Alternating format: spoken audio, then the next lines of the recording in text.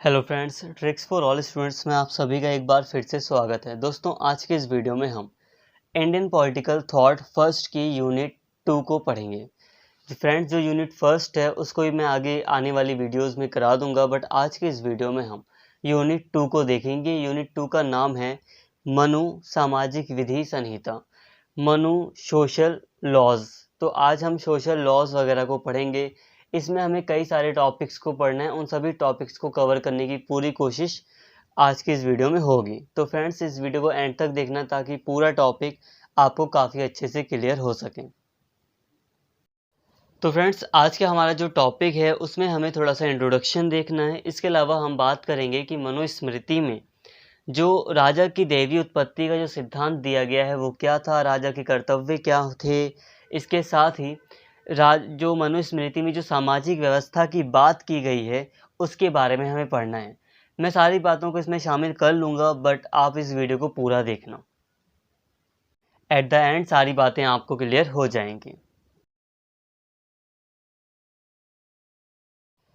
Friends, Manusmriti को लेकर बहुत ज़्यादा विवाद है। मनुस्मृति भारतीय धर्मशास्त्र का एक धर्म ग्रंथ है, या धर्मशास्त्र ही कह सकते हो आप इसे।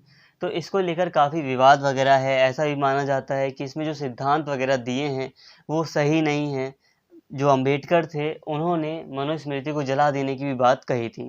तो ऐसी बहुत सारी बहस है मनुस्मृति को लेकर, उसके सिद्धांतों को लेकर, ऐसा बहुत कुछ है। बट यहाँ पर हम ऐसा कुछ भी नहीं करने वाले हैं। हम एक लाइन वाइज अपना पूरा सिलेबस कवर करने की कोशिश कर रहे हैं।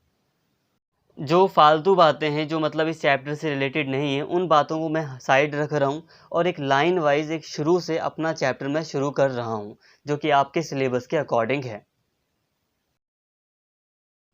प्राचीन भारतीय विचारक आचार्य मनु मानव धर्मशास्त्र के प्रणेता माने जाते हैं, जिसका दूसरा नाम मनुस्मृति के रूप में विख्यात है। यह धर्मशास्त्र पर लिखा गया प्रबंध है जिसमें यथाअवसर राज्य शास्त्र का विवेचन भी किया गया है। मनुकालीन भारत में धर्म ही संपूर्ण सामाजिक, राजनीतिक, आर्थिक, सैनिक, न्यायिक और नैतिक व्यवस्था का सूत्र था। दोस्तों, यहाँ पर एक नाम आ रहा है आचार्य मनु। आचार्य मनु एक व्यक्ति का नाम यहाँ पे बताया जा रहा है जिन्होंने मनुस्मृति की रचना की थी। अब इसको लेकर डिबेट है कि मनुस्मृति की रचना उन्होंने ही की थी, इसे हम अभी समझेंगे। बट यहाँ पे अभी आपको मैं बता रहा हूँ कि मनु, माना जाता है कि आचार्य मनु ने मानव धर्मशास्त्र की रचना की थी, जिसे हम मनुस्मृति भी कहते हैं। और इस मनुस्मृति में ही, जो कि एक धर्मशास्त्र का ग्रंथ है, इस मनुस्मृति में ही राज्य शास्त्र का वर्णन भी किया गया है। राज्य शास्त्र का मतलब यानी कि जो स्टेट होता है, जो राज्य होता है, उसके बारे में भी सिद्धांत दिए गए हैं। और मनुकालीन, मनु के समय में जो भारत में जो हर चीज़ का जो सूत्र था वो धर्म था। यहाँ पे बताया जा रहा है कि जो मनुकालीन भारत था, जिस समय मनु थे, मनु को आज से लगभग आप 2400 साल पहले मान सकते हैं, 2200 साल पहले मान सकते हैं। लगभग जो 200 ईसा पूर्व का जो टाइम पीरियड था, माना जाता है कि उस समय मनु थे। तो लगभग उस समय का जो भारत था, उस समय के भारत में धर्म ही सब कुछ हुआ करता था। राजनीतिक, आर्थिक, सैनिक, सामाजिक और नैतिक व्यवस्था का जो सूत्र था वो धर्म ही था। इसी धर्म की रक्षा एवं पालन में जहाँ राजा एवं राज्य व्यवस्था की भूमिका का संदर्भ आता है, वहीं मानव धर्मशास्त्र राज्य शास्त्र का मार्गदर्शक बन जाता है। सत्यमित्र दुबे के शब्दों में मनु की राज्य व्यवस्था की वास्तविक कसौटी धर्म ही है। इसके अलावा वहाँ की जो प्राचीन स्रोत हैं उसे पता चलता है कि उस समय धर्म की रक्षा ही राजा का एकमात्र उद्देश्य होता था। धर्म के रास्ते पर चलना ही राजा और राज्य का कर्तव्य होता था। और यहाँ पर सत्यमित्र दुबे ने बहुत अच्छे शब्दों में कहा है कि मनु की राज्य व्यवस्था की जो वास्तविक कसौटी थी वो धर्म ही थी। इसका मतलब है कि जो मनु ने जो राज्य के बारे में जो भी बातें कही, जो भी राज्य व्यवस्था की बातें मनु ने बताई, वो सब धर्म के ऊपर ही टिकी हुई थी। मनु के जीवन काल के विषय में ऐतिहासिक दृष्टि से प्रामाणिक सामग्री उपलब्ध नहीं है। प्राचीन भारतीय ग्रंथों में प्रतीकात्मक शैली का इतना विस्तृत प्रयोग हुआ है जिससे यह पता लगाना कठिन हो जाता है कि वस्तुत मनु कौन थे।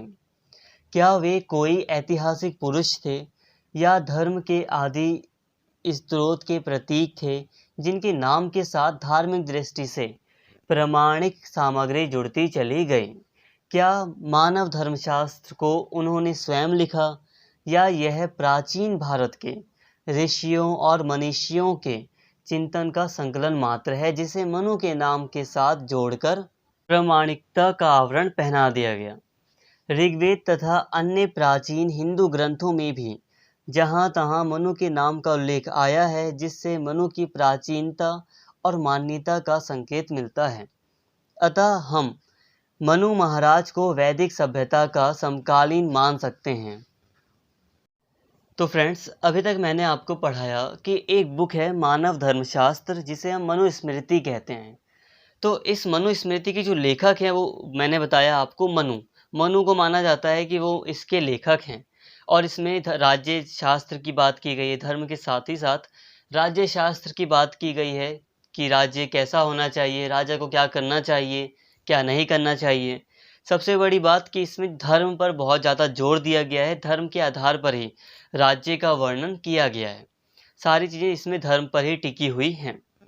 बट अब यहाँ पर कन्फ्यूज़न है कि ये मनु थे कौन, ये मनु कौन थे, कोई एक व्यक्ति था या कोई सभा थी। इसको लेकर काफ़ी डिबेट है, काफ़ी कन्फ्यूज़न है, क्योंकि जो मनुस्मृति का जो लेखन काल रहा है वो काफ़ी लंबा रहा है। तो ऐसा माना जाता है कि कोई एक व्यक्ति इतने लंबे समय तक जीवित नहीं रह सकता। अब कई सौ सालों तक कोई एक व्यक्ति थोड़ी ना जीवित रह सकता है, तो इसलिए थोड़ी सी कन्फ्यूज़न है। इसके अलावा ऐसा भी माना जाता है कि एक सभा होगी या समय के साथ इसमें मनुस्मृति में चीज़ें बातें जुड़ती चली गई जिससे इसका विस्तार होता गया। और हाँ, इसको सिर्फ मनु नाम के व्यक्ति के साथ ही जोड़ दिया गया ताकि इसको प्रामाणिकता मिल सके, ऑथेंटिसिटी मिल सके। तो इन सभी बातों को लेकर काफ़ी डिबेट है। बट हाँ, वैदिक ग्रंथों में मनु का नाम हमें देखने को मिलता है जिससे ये अंदाज़ा लगाया जाता है कि जो मनु थे वो वैदिक सभ्यता के समकालीन थे। जब वैदिक सभ्यता थी, अब वैदिक सभ्यता तो काफ़ी लंबी थी, 1500 ईसा पूर्व से लेकर यही कुछ 600 ईसा पूर्व तक थी आई थिंक। तो हम कोई कंफर्म नहीं कह सकते कि ये किस समय में थे, बट हाँ, इतना है कि वैदिक समय में ही मनु थे, ये हम कह सकते हैं। तो यहाँ तक आपको बात समझ में आ गई होगी। ये आपकी कॉमन अंडरस्टैंडिंग के लिए है, ज़्यादा कुछ ये आपको लिखना नहीं पड़ेगा, बट एक कॉमन अंडरस्टैंडिंग के लिए ये आपको पता होना चाहिए था। आगे भी हम यही बातें कर रहे हैं। प्राचीन संस्कृत ग्रंथों में आचार्य मनु की जीवन गाथा के विषय में दो तरह का उल्लेख मिलता है। पहला है, जब संपूर्ण विश्व महाप्रलय के आवेग से ध्वस्त होकर जल प्लावित हो गया तो मनु ही शेष रहे जिन्होंने नए रूप में मानव समाज की संरचना की और वर्तमान मानव समाज उसी का विकसित रूप है। देखिए दोस्तों, अब हमें संस्कृत के कुछ ग्रंथों में मनु के जीवन को लेकर दो बातें देखने को मिलती हैं। एक बात तो ये है या एक कहानी ये है, अब हकीकत है या कुछ भी हो सकता है। तो एक जो बात है वो ये है कि जब पूरा विश्व खत्म हो गया तो मनु ही शेष बचे, एक कहानी ये है। फिर मनु से फिर धीरे धीरे समाज बना और समाज का जो विकसित रूप है उसे हम आज के टाइम पर देखते हैं। मतलब मनु अकेले व्यक्ति थे पहले, जो शेष बचे थे उसके बाद पूरा जो विश्व है दोबारा से एक बार विकसित हुआ। एक बार विश्व पूरी तरह खत्म हो गया, उसके बाद मनु शेष बचे, और जब मनु शेष बचे तो उन्हीं से पूरा विश्व दोबारा से विकसित हुआ जो आज हमें दिख रहा है। दूसरा है कि महाभारत के शांति पर्व के अनुसार मानव जीवन की आरंभिक अवस्था में जब समाज अराजकता और बर्बरता से ग्रस्त था तब यहाँ किसी नियम या संगठन का अस्तित्व नहीं था।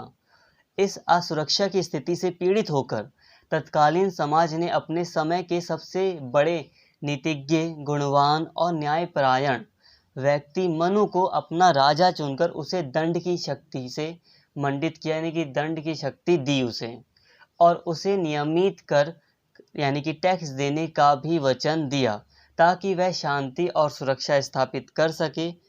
कौटिल्य के अर्थशास्त्र में भी इस तरह का विवरण मिलता है जिसके अनुसार मनु सृष्टि के प्रथम राजा एवं राज्य संस्थापक थे। तो मनु के बारे में दो बातें हमें देखने को मिलती है। एक बात मैंने आपको बता दी कि जब महाप्रलय आता है तो मनु शेष बचते हैं, फिर उससे समाज विकसित होता है और वो आज जो हमें दिख रहा है समाज, वो वही समाज है जो मनु से विकसित हुआ। ये पहली बात थी। दूसरी बात जो है वो महाभारत के शांति पर्व में है। महाभारत के शांति पर्व का मानना ये है कि क्या था कि समाज में पहले अराजकता थी। अराजकता का मतलब होता है कि बड़ी मछली छोटी मछली को नुकसान पहुंचाती है, छोटी मछली को निगल लेती है। मतलब जो ताकतवर इंसान होता है वो कमज़ोर या दुर्बल इंसान पर अपना बल का प्रयोग करता है और अपनी शक्ति का नाजायज़ फ़ायदा उठाता है, लूट मार करता है, लड़ाई झगड़ा करता है और सारी जो कमज़ोर लोग होते हैं उनकी संपत्ति को हड़प लेता है, उनको गुलाम बना लेता है। तो ये अराजकता की स्थिति होती है। अब अराजकता की स्थिति में असुरक्षा बहुत ज़्यादा थी, कोई नियम कानून वगैरह थे नहीं। इस स्थिति से लोगों ने सोचा कि अगर हमें इस स्थिति से निकलना है, इस सिचुएशन से निकलना है, तो सभी लोगों ने मिलकर जो सबसे जो अच्छा जो व्यक्ति था, नीतिज्ञ था, न्यायपरायण जो व्यक्ति था, जो मनु था, उसको राजा के रूप में चुन लिया और उसको दंड की शक्ति दी। दंड का मतलब होता है उसको शक्ति दी कि जो व्यक्ति गलत करेगा किसी दूसरे व्यक्ति के साथ तो राजा के पास ये अधिकार होगा कि वो उसको पनिशमेंट दे सकता है। दंड का मतलब एक तरह से पनिशमेंट है कि राजा को ये शक्ति दे दी कि राजा फैसला ले सकता है या गलत जो चोरी करेगा या गलत व्यक्ति जो होगा उसको दंड दे सकता है। इसके साथ ही उसको टैक्स देने की बात भी की। लोगों ने, समाज ने कहा कि हम राजा को टैक्स देंगे ताकि वो शांति सुरक्षा स्थापित कर सके। कौटिल्य के अर्थशास्त्र में भी यही वाली बात देखने को मिलती है, जिसमें कौटिल्य मानता है कि मनु सृष्टि के प्रथम राजा और राज्य के पहले संस्थापक थे। तो यहाँ तक आपको काफ़ी कुछ समझ में आ गया होगा। यहाँ तक बस हमने ये पढ़ा कि मनु कौन थे, मनु के बारे में कुछ डिबेट है और मनु के बारे में दो बातें प्रमुख रूप से सामने आती हैं, वो हमने आपको बता दी। आपको आई थिंक यहाँ तक समझ में आ गया होगा। प्राचीन भारत में मनु को विस्तृत मान्यता दी जाती थी, फिर भी यह कहना सही नहीं होगा कि उन्हीं का बनाया हुआ कानून सर्वमान्य था।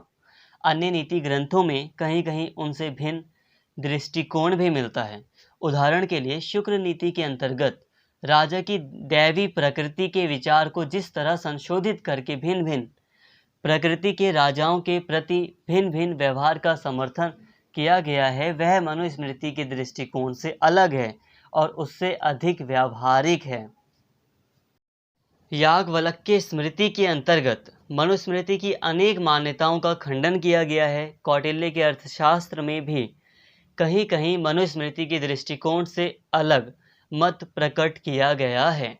इससे यह सिद्ध होता है कि प्राचीन भारत में परंपरागत मत से असहमति प्रकट करने का कोई प्रतिबंध नहीं था। आचार्य मनु के विचारों का मूल्यांकन इसी दृष्टि से करना चाहिए। देखिए दोस्तों, अभी मैंने आपको बताया कि दो बातें सामने आई थी, जिसमें एक बात में मैंने बताया कि मनु प्रथम राजा थे, पहले राजा थे, समाज ने उनको ही सारी चीज़ें सौंप दी थी, तो मतलब उनका सम्मान बहुत ज़्यादा था, या उन्होंने जो बातें की उनको लोग बहुत अच्छे से मान रहे होंगे। बट ऐसा नहीं है कि वही जो भी उन्होंने कहा या जो भी उन्होंने बातें बताई वो सर्वमान्य थी। मतलब ये है कि मनु ने जो सिद्धांत प्रस्तुत किए थे अपने समय में, उस समय में भी दूसरे कई सारे सिद्धांतों को दूसरे व्यक्तियों के द्वारा लाया गया था, जिसमें उनके सिद्धांतों के प्रति असहमति व्यक्त की गई थी। जैसे कि याज्ञवल्क्य स्मृति है, शुक्र नीति है, ये कुछ ग्रंथ हैं जिसमें मनुस्मृति से अलग विचारों को शामिल किया गया है। मतलब मनुस्मृति अपने टाइम पर भी सर्वमान्य नहीं थी, दूसरे भी लोग थे जो उसकी कुछ बातों से मतलब स्वीकार नहीं करते थे या सहमत नहीं थे, और उन्होंने अपने विचार व्यक्त किए हैं। तो इस तरह हम कह सकते हैं कि प्राचीन भारत में भी असहमति प्रकट करने पर कोई भी प्रतिबंध नहीं था। मतलब विचारों का इतना खुलापन था कि कोई भी व्यक्ति अपनी असहमति प्रकट कर सकता था। तो फ्रेंड्स, यहाँ पर हमने मनुस्मृति और मनु के बारे में थोड़ी सी बात कर ली, जो कि आपके लिए ज़रूरी थी। अब आपको आगे की चीज़ें और भी अच्छे तरीके से समझ में आएंगी। तो फ्रेंड्स, अब हम डायरेक्ट आते हैं सिद्धांत पर। अब मनु ने कुछ सिद्धांत बताए थे, कुछ सामाजिक व्यवस्था बताई थी, तो अब हम उनकी बात करने जा रहे हैं। सबसे पहले हम बात करेंगे राजा की दैवीय उत्पत्ति का जो सिद्धांत मनु ने रखा था, बताया था, उसके बारे में हम बात करेंगे। तो फ्रेंड्स, अब हम बात कर रहे हैं राजा की दैवीय उत्पत्ति का सिद्धांत की। मनु ने जो सिद्धांत के बारे में बात की थी, उसकी हम बात कर रहे हैं। आचार्य मनु ने अपने प्रसिद्ध ग्रंथ मानव धर्मशास्त्र में जहाँ राजतंत्र का विवेचन किया है, वहाँ उन्होंने राजा की दैवीय उत्पत्ति के सिद्धांत का विवरण भी दिया है। वस्तु धर्म ही मानव धर्मशास्त्र का मूल मंत्र है, अतः राजा को देवत्व की स्थिति प्रदान करने का अर्थ है उसे सर्वमान्य बनाना। इस दृष्टि से प्रायः मनु महाराज पर यह आरोप भी लगाया जाता है कि उन्होंने राजा को अधिनायक या पूर्ण सत्ताधारी बना दिया है, जिसके प्रत्येक आदेश के आगे नतमस्तक होना प्रजा का पावन कर्तव्य है। देखिए दोस्तों, आचार्य मनु ने राजा को देवताओं के बराबर माना है। उन्होंने अपनी पुस्तक, अपने ग्रंथ मानव धर्मशास्त्र यानी कि मनुस्मृति में राजा को देवतुल्य बताया है, यानी कि राजा की जो उत्पत्ति हुई है वो देवताओं से हुई है। राजा एक तरह का देवता ही होता है, आचार्य मनु ने यही बताया है। और इसी कारण से कई बार आचार्य मनु पर यह आरोप लगाया जाता है कि उन्होंने राजा को ईश्वर का रूप बताकर राजा को निरंकुश बना दिया, उसे अधिनायक बना दिया। क्योंकि भाई देखो, राजा को जब उन्होंने देवता का रूप दे दिया तो सब लोग देवता के आगे झुकेंगे। अब राजा अगर कोई नियम बनाता है तो इसका मतलब वो नियम ईश्वर ने बनाया है, तो इस तरह राजा के पास सारी की सारी शक्ति होगी। तो इसी कारण से बहुत लोग इसकी आलोचना भी करते हैं कि कहीं कि आचार्य मनु ने राजा को अधिनायक या पूर्ण सत्ताधारी तो नहीं बना दिया। कई बार लोग यह कहकर आलोचना भी करते हैं। दोस्तों, नोट्स अगर आपको थोड़े से हार्ड लगते हैं तो कोई बात नहीं। जैसे कि यहाँ पे विवेचन लिखा है तो विवरण आप लिख सकते हैं, वर्णन लिख सकते हैं। आप अपने अनुसार भी थोड़ा बहुत भाषा को आसान बना सकते हैं, क्योंकि मैं आपको समझा देता हूँ, तो जब बात आपको समझ में आ जाएगी तो आप नोट्स को थोड़ा सा आसान बना सकते हैं अपनी भाषा के अकॉर्डिंग। प्रजा को यह प्रश्न करने का अधिकार नहीं कि राजा का आदेश उचित है या अनुचित। उसे इसकी प्रामाणिकता पर संदेह करने की अनुमति भी नहीं है। राजा तो देवतुल्य है, चाहे वह मनुष्य के रूप में शिशु ही क्यों ना हो। उसकी अवज्ञा करना सर्वथा निषिद्ध है, यानी कि हमेशा के लिए मना है। उसके व्यक्तित्व में देवत्व का समावेश है। वह सर्वज्ञ, सर्वशक्तिमान और सर्वोपरि है। तो दोस्तों, बात यही है कि आचार्य मनु ने अपने सिद्धांत में राजा की देवी उत्पत्ति के सिद्धांत में कहा है कि जो राजा है वो देवताओं के बराबर है, देवतुल्य है। राजा के रूप में अगर कोई मनुष्य भी है, जो छोटा बालक है, अगर वो राजा है तो वो भी भगवान है। उसकी हम अवज्ञा नहीं कर सकते। उसके सिद्धांत, उसकी आज्ञा का पालन हमें करना पड़ेगा। जो राजा है वो सर्वज्ञ है, वो हर जगह है, उसके पास सारी शक्ति है और वही सबसे बड़ा है। ये मनु ने अपने सिद्धांत में बात कही है। राजा की उत्पत्ति के दैवी सिद्धांत को प्रामाणिक रूप देने के लिए आचार्य मनु ने यहाँ तक कहा है कि राजा का निर्माण 8 लोकपालों के अन्य तत्वों से हुआ है, जिसमें उसके व्यक्तित्व में दैवी गुण और शक्ति का समावेश हो गया है। ईश्वर ने समस्त संसार की रक्षा के निमित्त वायु, यम, वरुण, सूर्य, अग्नि, इंद्र और कुबेर के सर्वोत्तम अंशों के संयोग से राजा की सृष्टि की है। मनु कहते हैं कि राजा की जो उत्पत्ति हुई है ना, वो हुई है इंद्र से प्रभुत्व, सूर्य से प्रताप, यम से क्रोध, कुबेर से धन और चंद्रमा से आह्लाद यानी कि आनंद प्रदान करने का जो गुण है, उसको लेकर राजा के शरीर का निर्माण हुआ है। अतः राजा के व्यक्तित्व में प्रधान देवताओं के दिव्य गुणों का प्रभाव आ गया है। वह साक्षात ईश्वर का अवतार है। राजा युग प्रवर्तक है। वह अपनी प्रजा के लिए आदर्श स्वरूप है, अर्थात प्रजा को अपने राजा के पद चिन्हों पर ही चलना चाहिए। तो फ्रेंड्स, कुल मिलाकर बात वही, चारों तो एक ही पॉइंट पर घूम रही है चारों तरफ से। कि राजा जो है वो देवताओं के बराबर है, राजा की जो उत्पत्ति हुई है वो देवताओं से हुई है। अलग अलग देवताओं की यहाँ पे बात की गई है, जैसे कि इंद्र, सूर्य, यम। तो इन सभी देवताओं के अंशों से राजा की उत्पत्ति हुई है, राजा का शरीर बना है और राजा के पद चिन्हों पर ही जनता को चलना चाहिए। तो यहाँ आचार्य मनु ने राजा की दैवीय उत्पत्ति का जो सिद्धांत प्रस्तुत किया था वो यही है। तो बहुत ही कम हमने पढ़ा अभी तक और बहुत ही जल्दी हमने समझ लिया कि राजा की दैवीय उत्पत्ति का सिद्धांत क्या था। बट अब हम इसी में और आगे बढ़ते जा रहे हैं। छोटे छोटे जो सब टॉपिक्स होते हैं वो इसी टॉपिक में, देवी उत्पत्ति के सिद्धांत वाले टॉपिक में ही हम उन जो छोटे छोटे सब टॉपिक्स होते हैं उनको भी हम कवर कर रहे हैं। अब देखिए, हिंदू राज्यशास्त्र के प्रसिद्ध विद्वान जे.पी. जायसवाल ने आचार्य मनु के इन्हीं विचारों के आधार पर यहाँ तक कह दिया कि मानव धर्मशास्त्र राजा की दैवीय उत्पत्ति का सिद्धांत स्थापित करके और राजा को देवतुल्य मानते हुए संभवतः उसे निरंकुश तंत्र के लिए अनुमति पत्र के दे देता है। अब देखिए दोस्तों, आचार्य मनु के विचारों को पढ़ने के बाद जो कि मानव धर्मशास्त्र में लिखे हुए हैं, अब यहाँ पर एक आधुनिक समय के एक लेखक हैं, एक विद्वान हैं के.पी. जायसवाल, ठीक है। अब इन्होंने कहा है कि मनु ने ऐसी बातें बताई हैं राजा की दैवीय उत्पत्ति के सिद्धांत में कि उससे राजा निरंकुश बन जाता है। अब ये बातें थोड़ी सी सही भी लग रही हैं, क्योंकि अब राजा को भाई भगवान का रूप बता दिया है और ये भी कह दिया है कि राजा के बातों को मानना ही चाहिए। भाई ईश्वर की बात कौन नहीं मानेगा। तो राजा को जब ईश्वर बना दिया गया है, ईश्वर मान लिया गया है, तो एक तरह से उसे निरंकुश बना दिया गया है कि अब राजा की सभी बात मानेंगे। राजा जो कहेगा वो ईश्वर की बात कही जाएगी। राजा के मुंह से जो भी शब्द निकलेंगे वो माना जाएगा कि वो ईश्वर ने कहा है और पूरी प्रजा उस अपने कर्तव्यों का पालन करेगी राजा के प्रति। तो इस तरह से लगता है कि राजा को उन्होंने निरंकुश बना दिया है आचार्य मनु ने। अब इसी में हम आगे बढ़ रहे हैं। अब इसी के साथ एक पॉइंट जुड़ जाएगा कर्तव्य का, वो आप आगे समझ जाओगे। अब यहीं से एक नया सब टॉपिक शुरू हो रहा है, आपको पता भी नहीं चलेगा। अब आधुनिक लेखक हैं कुछ जिनका मानना है कि आचार्य मनु ने राजा को निरंकुश बना दिया है, उसे पूर्ण सत्तावादी बना दिया है।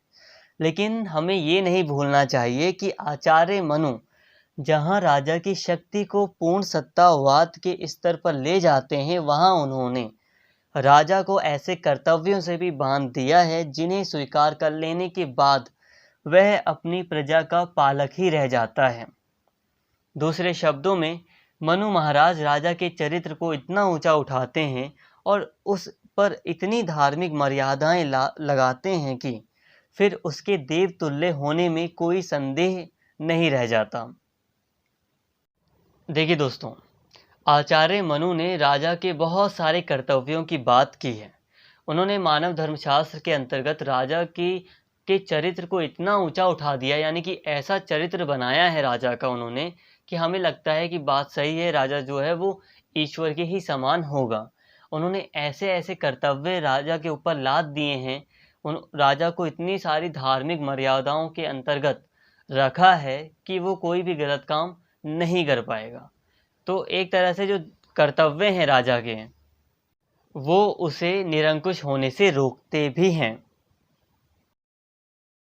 जिस राजा में आचार्य मनु देवत्व का आरोप करते हैं, मतलब कि देवत्व का जो सिद्धांत है वो लागू करते हैं, उसके कर्तव्यों और दायित्वों के प्रति वे सदैव सजग रहते हैं।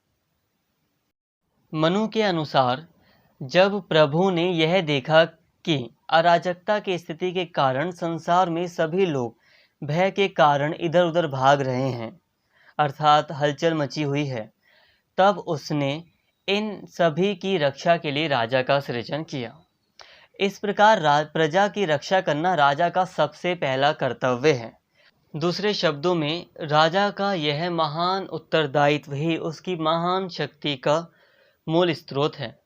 आचार्य मनु के विचार से राजा के ऊपर ऐसा कोई सत्ताधारी नहीं था जो राजा पर नियंत्रण रख सकता। यदि राजा का पथ प्रदर्शक कोई था तो वह धर्म था। धर्म की रक्षा करना राजा का कर्तव्य था। धर्मो रक्षिति रक्षित, अर्थात जो धर्म की रक्षा करता है, धर्म उसकी रक्षा करता है। तो दोस्तों यहाँ तक आपको समझ में आया होगा। आचार्य मनु कह रहे हैं कि देखो, राजा जो आए, मतलब अस्तित्व में आए, वो तब आए जब भगवान ने देखा कि सृष्टि में, धरती पर अराजकता की स्थिति फैली हुई है। अराजकता का मतलब होता है कि ताकतवर इंसान कमजोर इंसान को कष्ट पहुंचा रहा है, कमजोर इंसान के साथ जबरदस्ती कर रहा है। मान लीजिए कि कोई ताकतवर इंसान है तो वो कमजोर इंसान की संपत्ति को हड़प रहा है, उसको ही हड़प ले रहा है, गुलाम बना ले रहा है। तो अराजकता की स्थिति फैली हुई थी, कोई संभालने वाला नहीं था, कोई थर्ड पार्टी नहीं थी जो दोनों पक्षों में सुलह वगैरह कराए, लड़ाई झगड़े वगैरह हो रहे थे, छीना झपटी की स्थिति थी। आप समझ पा रहे होंगे। तो ऐसी स्थिति में भगवान ने, ईश्वर ने राजा की उत्पत्ति की और राजा को ये कार्य सौंपा कि वो प्रजा की रक्षा करे और समाज में एक स्थिरता स्थापित करे, अराजकता की स्थिति दूर हो जाए।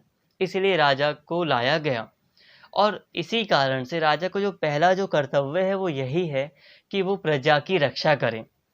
और मनु कहते हैं कि राजा को इतनी शक्ति इसीलिए दी गई है क्योंकि उसका जो कर्तव्य है रक्षा करने वाला, वो अपने कर्तव्यों को सही से निभा सके, इसीलिए उसे ये शक्ति दी गई है। इसके साथ ही राजा के ऊपर कोई अधिकारी नहीं है जो राजा को कंट्रोल कर सकता है, वो केवल है धर्म। धर्मी मतलब आचार्य मनु ने राजा के ऊपर धर्म को लाद दिया। धर्म ही वो चीज थी जो राजा को पूरी तरह नियंत्रित करती थी और राजा का मुख्य कर्तव्य यही था कि वो धर्म के रास्ते पर चले, धर्म की रक्षा करें। दूसरे शब्दों में, जब राजा धर्म की रक्षा करेगा तो स्वयं धर्म भी राजा की रक्षा करेगा। यदि राजा अपने कर्तव्यों का पालन करने में असमर्थ है तो वह पाप का भागी होगा। राजा केवल अपने धर्म के पालन के लिए ही उत्तरदायी नहीं है, उसे यह भी देखना चाहिए कि प्रजा भी धर्म का पालन कर रही है। वह कर के रूप में प्रजा के धन धान्य का छठा भाग वसूल करने का अधिकारी ही नहीं बल्कि उस सब के पाप पुण्य के छठे भाग का अधिकारी भी होगा। अब देखिए, आचार्य मनु ने अपने सिद्धांतों में कहा कि जो राजा है उसे अपने कर्तव्यों को का पालन तो करना ही है, बट उसे ये भी देखना है कि जो प्रजा है क्या वो अपने कर्तव्यों का पालन कर रही है। राजा को ये देखना है कि क्या मैं अपना धर्म निभा रहा हूँ, बट साथ में उसे ये भी देखना है कि क्या प्रजा अपना अपना धर्म निभा रही है या नहीं। इसी के साथ ही यहाँ पर कहा गया है कि अगर राजा अपने कर्तव्य का पालन नहीं कर पाता है, सही से नहीं करता है या नहीं कर पाता है, तो राजा पाप का भोगी होगा। मतलब उसे बहुत ज़्यादा पाप झेलने को मिलेगा, उसका मतलब उसे कष्ट झेलने को मिलेगा आगे चल के। इसके अलावा राजा के पास ये अधिकार था कि उसे अब टैक्स के रूप में जनता से, प्रजा से छठा भाग मिले उनकी इनकम का। बट साथ में ये भी कहा गया है कि अगर प्रजा कुछ गलत करती है या अच्छा काम करती है तो पाप और पुण्य जो प्रजा का होगा उसका छठा भाग भी राजा को मिलेगा। मतलब प्रजा अपने कर्तव्यों का पालन कर रही है, धर्म का पालन कर रही है, तो पुण्य मिलता है प्रजा को। तो उस प्रजा के पास जितना पुण्य होगा उसका छठा भाग राजा को मिलेगा। बट अगर राजा अपनी प्रजा के साथ कुछ गलत करता है या प्रजा अपने धर्म का पालन नहीं करती है तो जो भी पाप वगैरह होगा तो उसका छठा भाग भी राजा को मिलेगा। तो यहाँ कुछ धार्मिक बातें की जा रही हैं, धर्म से राजा को बांधा जा रहा है। वैसे इसे हम नैतिक भी कह सकते हैं। तो यहाँ पे थोड़ा सा नैतिक और धार्मिक विचार का समावेश है। तो नैतिक रूप से राजा को ये सारी चीजें बताई गई हैं ताकि वो निरंकुश ना बने।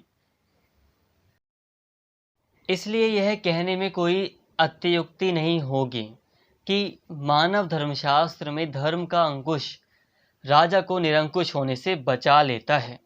शिशिर कुमार मित्र के शब्दों में, मानव धर्मशास्त्र के अनुसार राजा प्रजा का सेवक था, वह धर्म का रक्षक था और उसकी शक्ति पर इस तरह की रोक लगी हुई थी कि जो उसे वैयक्तिक निरंकुश तंत्र का रूप धारण करने या पूर्ण सत्तावाद या स्वेच्छाचार की ओर अग्रसर होने से रोकती थी।